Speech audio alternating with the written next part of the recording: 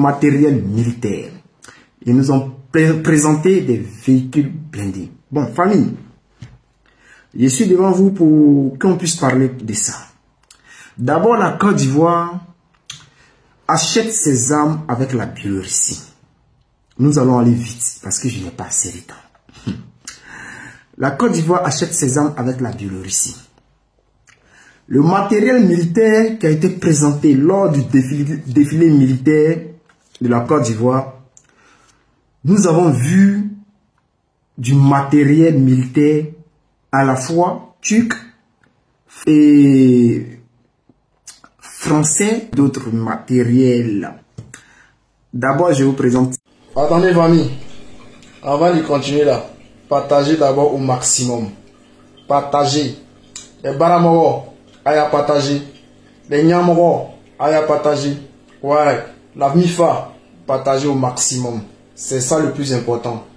Nous avons besoin de plus de 5000 partages pour les informations que nous apportons. Pour aider l'Afrique, pour aider cette jeunesse africaine. Partagez au maximum.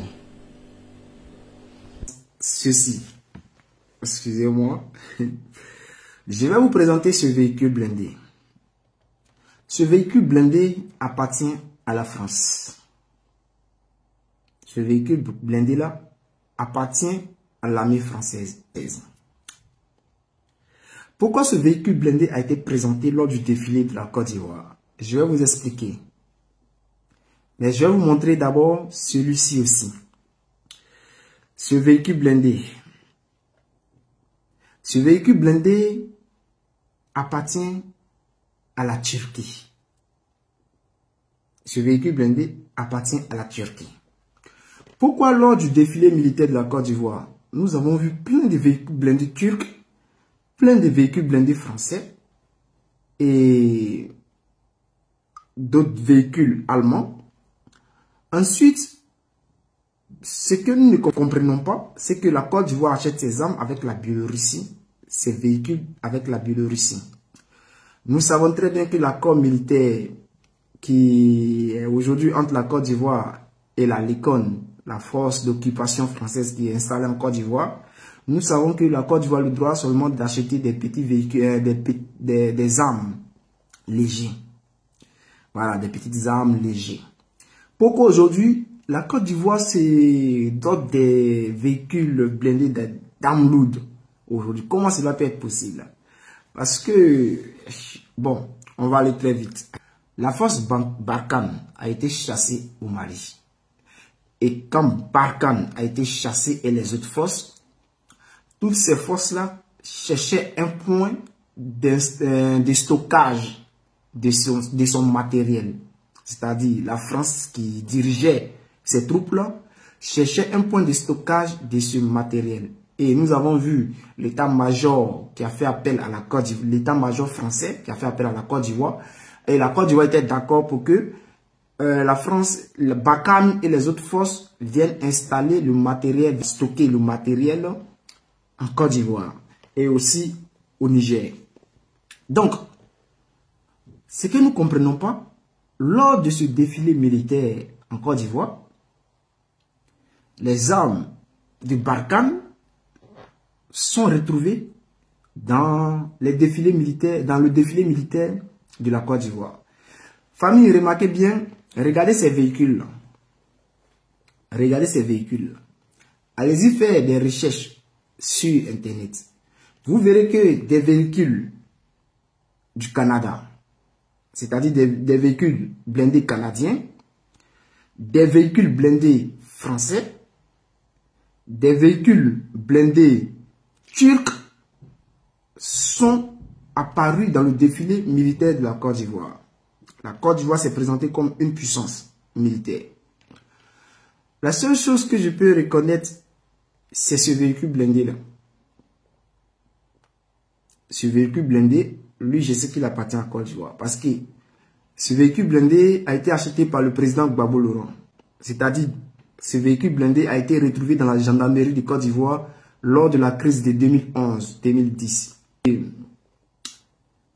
Aujourd'hui, nous retrouvons ce véhicule-là Donc, famille, on se pose la question, on se demande que font les armes de Takuba, c'est-à-dire l'armée française, l'armée occidentale qui était au Mali, qui occupait les terres maliennes, qui aujourd'hui s'est vu chassé par le Mali, par le gouvernement malien. Que faisaient ces armes dans le défilé militaire de la Côte d'Ivoire? Nous allons en venir. Aujourd'hui, Emmanuel Macron, à travers la Côte d'Ivoire, veut mener une guerre contre le Mali. Alors, selon certaines informations, après l'appel téléphonique du président Assimi Goïta et le président Vladimir Poutine, aujourd'hui, il y a certaines informations qui nous parviennent, qui nous disent que la Russie veut déployer le S-300, le missile S-300 mobile au Mali. Je vous présente d'abord le missile S-300 et vous allez savoir, vous allez comprendre, vous allez connaître cette arme et vous allez connaître sa capacité. Donc suivez avec moi. Voici des S-300 russes. Des missiles comme ceux-ci sont désormais déployés à Tartous, dans le nord-ouest de la Syrie, où Moscou possède des installations militaires.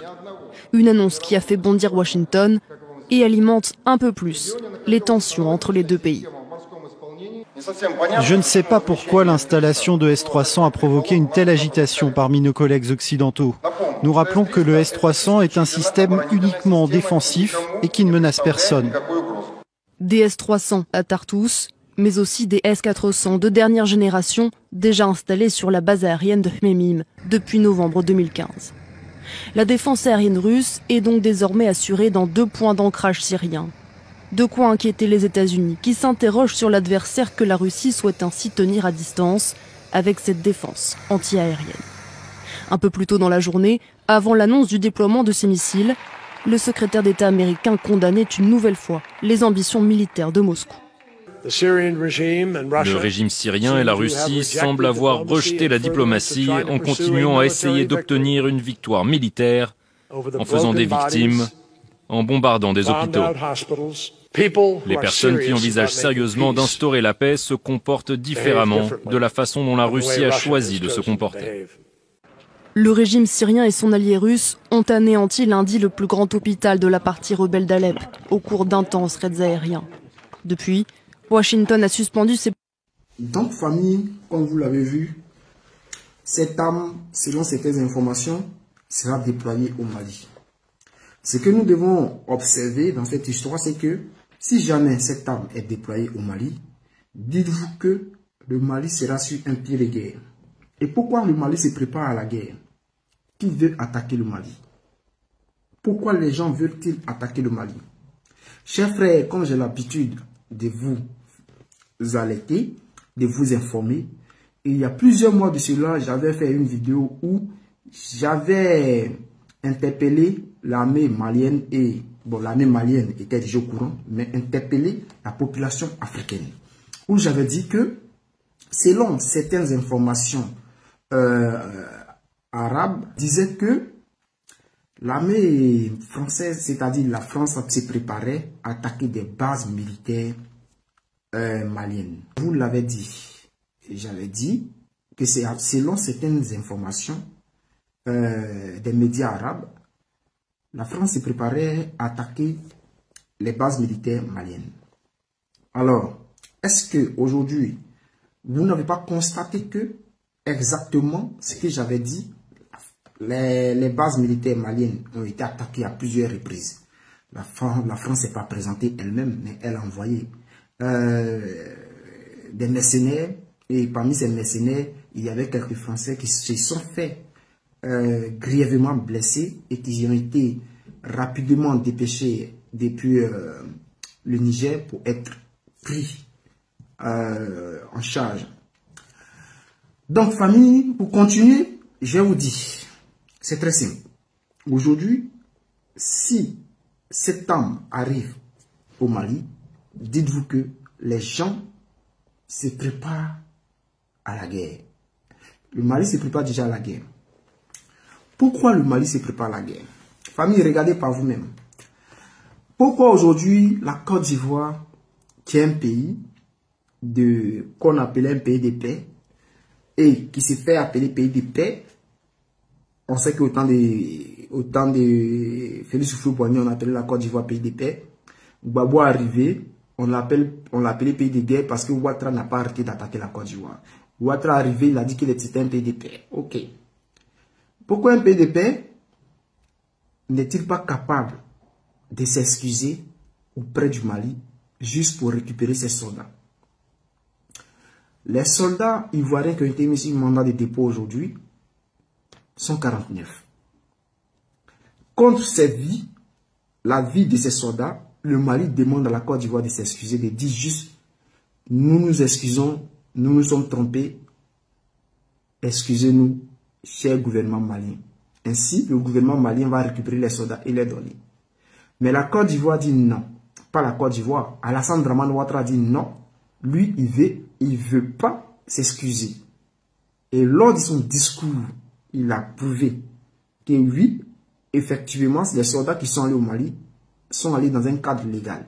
Ce qui est archi faux et nous le savons tous.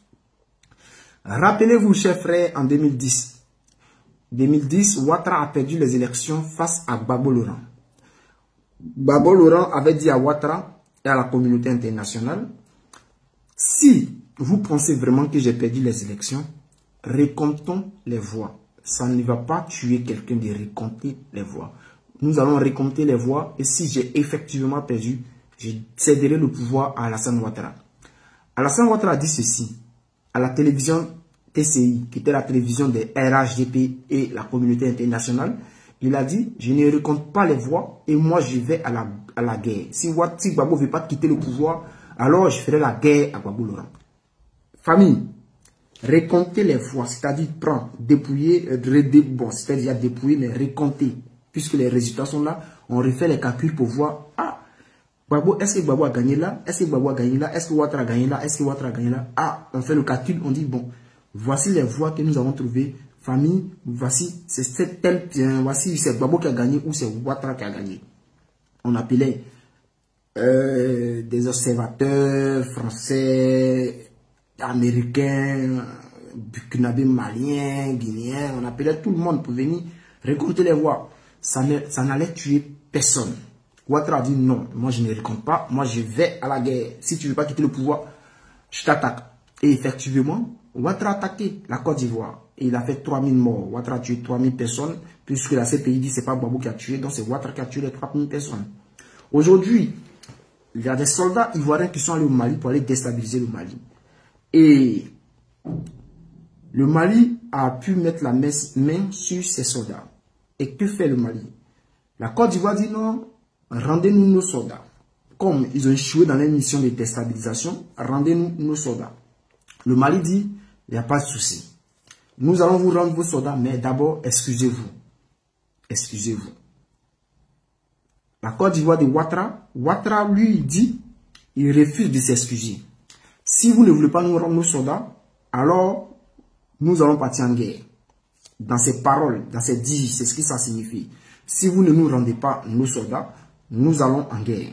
Donc, aujourd'hui, au lieu de s'excuser, Ouattara se prépare à aller à la guerre. Voici pourquoi des engins, des équipements militaires, des Barkhane qui a été dépêché, qui a été stocké en Côte d'Ivoire, ont effectué le défilé militaire pour montrer au Mali que oui, aujourd'hui, nous avons une puissance nette. Tout ce qui a été montré est inefficace parce que ces véhicules blindés, nous avons vu ça en France dans des coins où la France a envoyé ces véhicules-là pour aller mettre de l'ordre et ces véhicules-là ont échoué dans plusieurs coins.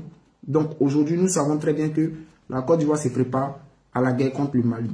Aujourd'hui aussi, nous savons que le président malien, Assimi Goïta, que je salue au passage, a eu un entretien avec le président Vladimir Poutine. Donc, ils vont déployer des armes lourdes au Mali très bientôt.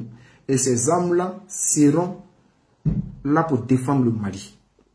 Donc, aujourd'hui, comme vous le savez tous, et nous le savons tous, oui, les armes de la Côte d'Ivoire sont aussi, à part les armes des Barkhane, les autres armes que nous savons, comme les Mi-24 qui tombent jour, matin, midi, soir, ces armes-là sont aussi des armes d'occasion. Sinon, si c'était des armes neuves, vous savez très bien que le Mi-24 n'allait pas tomber comme ça. C'est parce que il a tellement duré là où ils l'ont acheté, et il était inutilisable. Ils l'ont juste réparé, ils l'ont vendu à la Côte d'Ivoire. Voici pourquoi il tombe à chaque fois. Donc, famille, c'est pour vous dire que préparez-vous. Et n'oubliez pas, cher peuple du Côte d'Ivoire, le 3 octobre 2022, une marche éclatée en Côte d'Ivoire. Préparez-vous pour cela. J'aimerais dire aussi au gouvernement de Côte d'Ivoire, de la manière vous pensez que vos guérillas que vous menez au Mali, vos guérillas que vous menez au Mali, peut avoir effet et désorganiser l'armée malienne. Sachez que pendant ce temps, la Côte d'Ivoire est en train d'être infiltrée par des hommes aussi. Donc apprêtez-vous parce que ce qui va arriver, ça sera grave. Je vais interpeller maintenant les politiques de Côte d'Ivoire. Aujourd'hui, vous pensez que vous pouvez faire la guerre. Vous êtes autour de Alassane Ouattara et vous pensez que vous pouvez faire la guerre. Regardez aujourd'hui l'Ukraine. L'Ukraine a été utilisée par les États-Unis pour provoquer la Russie. Et qu'est-ce qui s'est passé? Et personne n'a levé la main. Pourtant, au début, Macron a crié, excusez-moi, Macron a crié, si vous touchez l'Ukraine, vous allez avoir affaire à nous. Les États-Unis ont crié, si vous touchez l'Ukraine, vous allez avoir affaire à nous. La Russie a touché l'Ukraine, frappé l'Ukraine. Ils n'ont pas levé un doigt. Aujourd'hui, ils apportent des armes à la Côte d'Ivoire. Et à travers la Côte d'Ivoire, ils veulent faire la guerre contre la Russie en Afrique. Alors, vous, politique de Côte d'Ivoire, vous qui êtes autour d'Alassane Ouattara, vous regardez cela et vous encouragez Ouattara. Les militaires de Côte d'Ivoire, aujourd'hui, on vous blague avec ces gens de véhicules. Et vous pensez que vous pouvez faire la guerre contre la Russie. Dites-vous que aller faire la guerre contre le Mali aujourd'hui, c'est aller faire la guerre contre la Russie. Et on vous prévient, n'essayez pas de détruire la Côte d'Ivoire. Si vous êtes débile et que vous êtes inconscient et que vous avez vu une grande puissance comme l'Ukraine malmenée comme un bébé par la Russie, et vous, Côte d'Ivoire, qui n'avez que des kalachnikovs, comme des petites bandes de groupes armés, des petits bandits là. Si vous pensez que vous pouvez vous battre contre la Russie, détrompez-vous. N'allez pas tuer nos parents pour rien. La Côte d'Ivoire ne sera pas capable de combattre contre la Russie. Parce que si vous faites la guerre contre le Mali aujourd'hui, c'est faire la guerre contre la Russie. La Russie est en train d'armer le Mali d'une manière qu'aujourd'hui, nous pouvons comparer l'armée malienne à l'armée sud-africaine bientôt. Parce que si ces armes sont déployées au Mali, sachez que militairement, le Mali sera puissant. Il y a des gens qui disent, mais avec toutes ces armes-là, les petites bandes, c'est-à-dire les soi-disant mercenaires envoyés par Macron, Alassane Ouattara, arrivent à tuer les populations et tout. J'aimerais vous dire, les États-Unis, on dit les États-Unis sont la première puissance mondiale. Je crois que militaire, première puissance militaire mondiale. Mais malgré cela, les deux tours jumelles ont été bombardées par un tout petit homme appelé Saddam, comment il s'appelle même, Ben Laden ou un truc comme ça. Vous voyez, un tout petit homme a réussi à bombarder les États-Unis. Il n'était pas un militaire, ce n'était pas un pays. C'était un tout petit homme qui a réussi à bombarder les États-Unis. Les États-Unis, où on dit les gens prennent des kalachnikovs, ils rentrent dans les salles de classe et ils tuent des gens. Les gens rentrent dans des marchés, ils tuent des gens. Donc, chaque jour, il y a du terrorisme aux États-Unis. C'est la première puissance militaire. Mais chaque jour, il y a du terrorisme aux États-Unis. Donc, au lieu de venir vous concentrer sur le Mali, pensez plutôt à organiser et équiper véritablement l'armée de Côte d'Ivoire et chercher à vous protéger et non aller à la guerre contre un pays. La France, aujourd'hui, qui est, je crois, je sais pas, 5e ou 6e, 7e puissance militaire, a été frappé à Charlie Hebdo, a été frappé par des terroristes. Donc, ces grandes puissances-là, même parlons de l'Israël. L'Israël qui est une grande puissance militaire, à chaque fois il y a des attentats là-bas, ils sont frappés. Donc, si le Mali, qui n'est pas une grande puissance militaire sur le plan mondial, est attaqué par des petits mercenaires, c'est normal. Voilà. Donc aujourd'hui, la Russie est en train de tout faire pour que le Mali soit vraiment équipé. Et je salue encore Assimi Goïta pour son entretien qu'il a eu avec Vladimir Poutine. Et je lance un message à Vladimir Poutine. Monsieur Vladimir Poutine, sache que si le Mali perd la guerre que la France prépare à travers la Côte d'Ivoire contre le Mali, c'est vous qui avez perdu. Parce que c'est contre vous, ces personnes-là veulent se battre et non contre le gouvernement malien. Donc, Vladimir Poutine, tu le sais très bien, c'est pas à moi de te l'apprendre, c'est pour te dire, nous, jeunes de Côte d'Ivoire, vrais Ivoiriens, nous soutenons le Mali. Le jour ça va commencer là. Pensez à nos parents et dites-nous ce que nous devons faire. N'allez pas tuer nos parents là-bas pour ne rien. Cherchez Alassane Ouattara et trouvez-le. Pas nos parents.